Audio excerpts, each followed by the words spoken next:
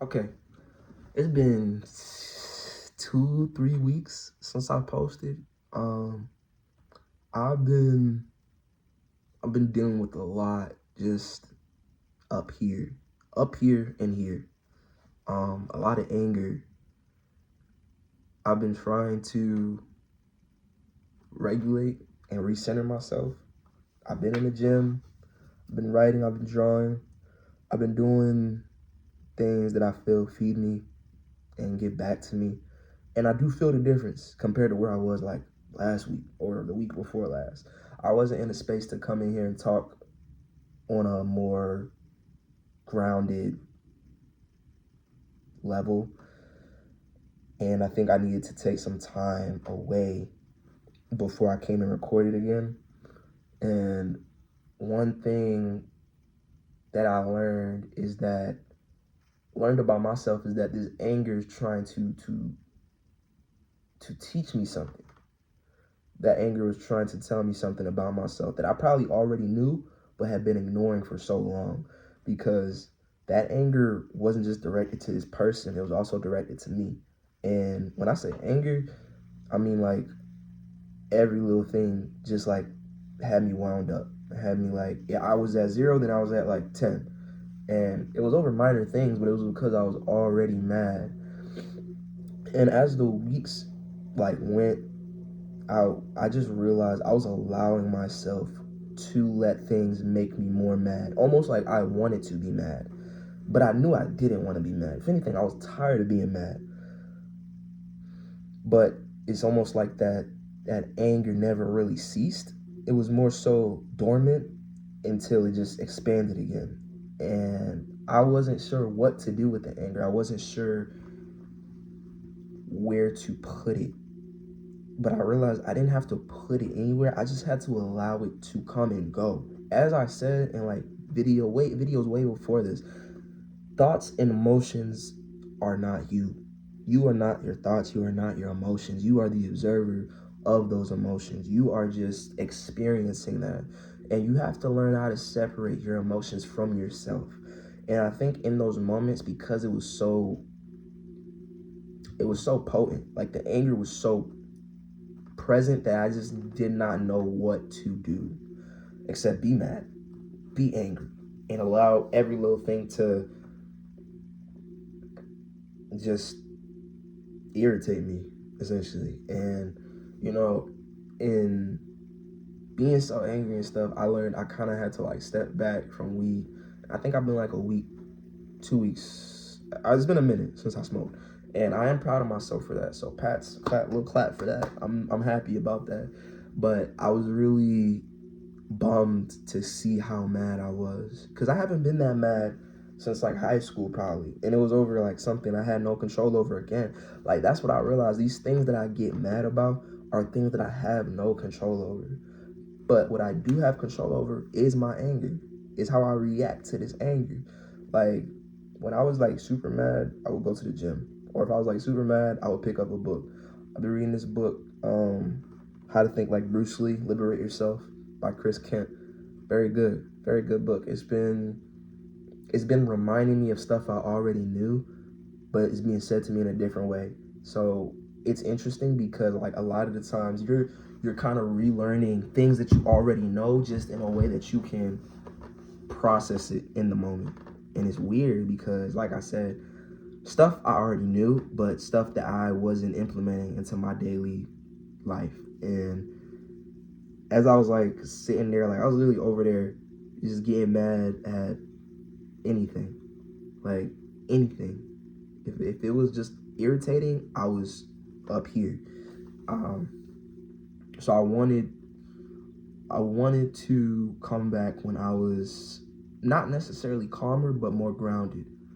Because I'm not gonna lie, I'm still mad about it. I'm still upset, but I'm not allowing that to dictate how I'm acting, how I respond to things, and that should be a constant. But it's a practice too, and sometimes we forget. Sometimes we just lose that sense of ourselves. But it's all about taking a step back and recollecting, and that's all I needed to do.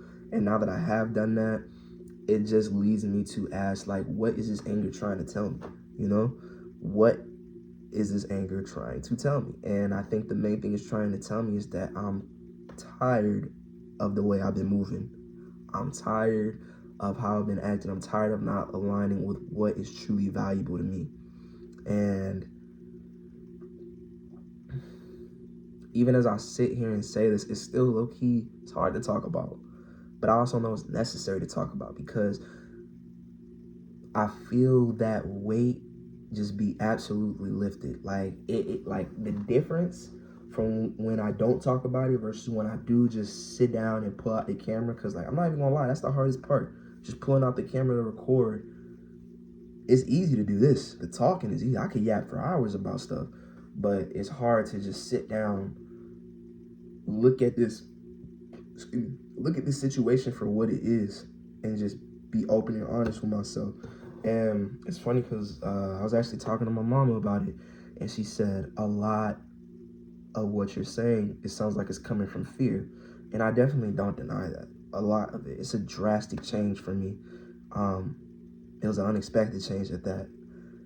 But the more I sit here and, think on these things and talk about it with myself, and, just assess the situation for what it is. Because it's not a great situation, but it doesn't mean there's no solution to it. And I think that's what I need to focus on. The fact that there is a solution to this. There's a solution to everything.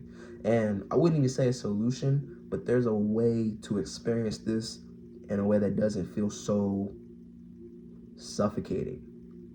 You know what I'm saying? Like, when you go through something, you have to be able to take a step back from it so you can view it from a different perspective. And I think, y'all know that Kevin Gates shit. Why the fuck is this happening to me right now? But they say when you change your perspective, that's when miracles happen. So I'm just changing my perspective, and I just want to be more open-minded with this. I don't want to feel like just because this is where I am right now in this moment, that this is where I'm going to be for the rest of my life, because 9 times out of 10, I'm not. You know what I'm saying?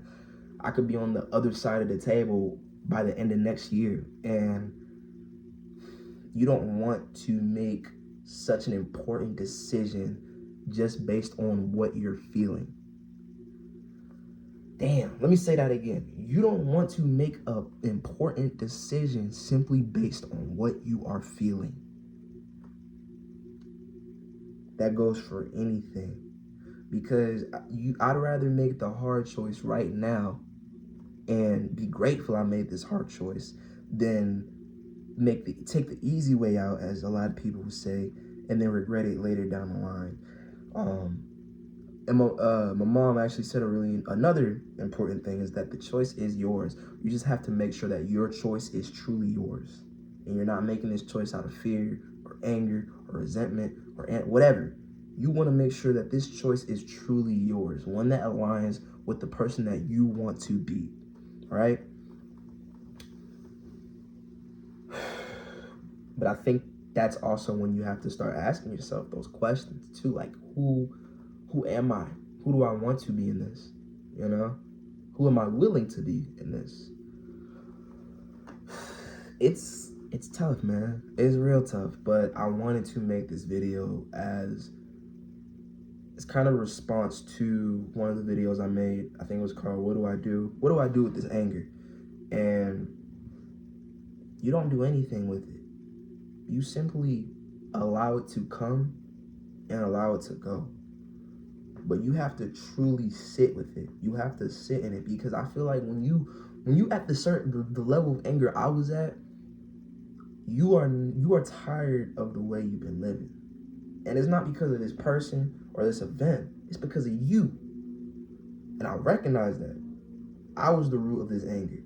Me and my actions and my way of thinking and going about my life. And I knew that everything leading up to this moment was because of my actions. And I think that's what pissed me off the most.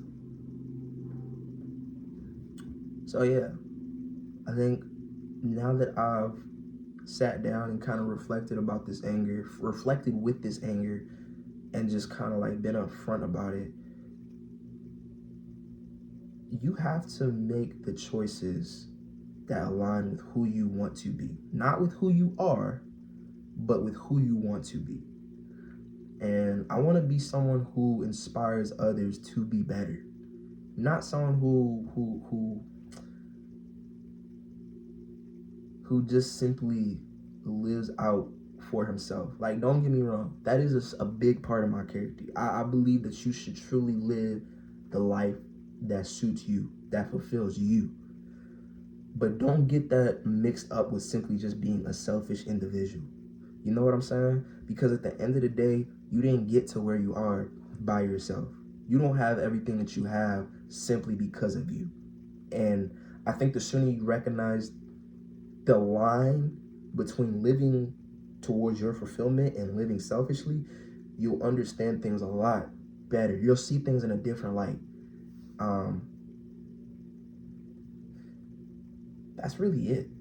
I really just wanted to post, and I really just wanted to kind of give a checkpoint, because I've been recording videos. I've been doing my little journals, but they're not videos that I'd want to post, because when I ask these questions, I want people to be able to think on these questions too, the way that I'm thinking on them.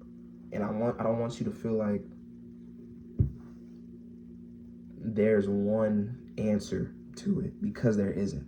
And I think that's the beauty of philosophy. There's never just one answer. There's always something you can challenge. There's always another point you can bring to the table. And I feel like true philosophy is being open to every take, being open to every avenue, and not necessarily, what's the word I'm looking for? Neglecting or dismissing an answer that doesn't fit with whatever mold you have in your head. So yeah, and man, it's just so crazy, because a week ago, I wasn't thinking like this. A few days ago, I wasn't thinking like this. I wasn't talking like this. I wasn't this calm, cool, and collected. So I'm grateful.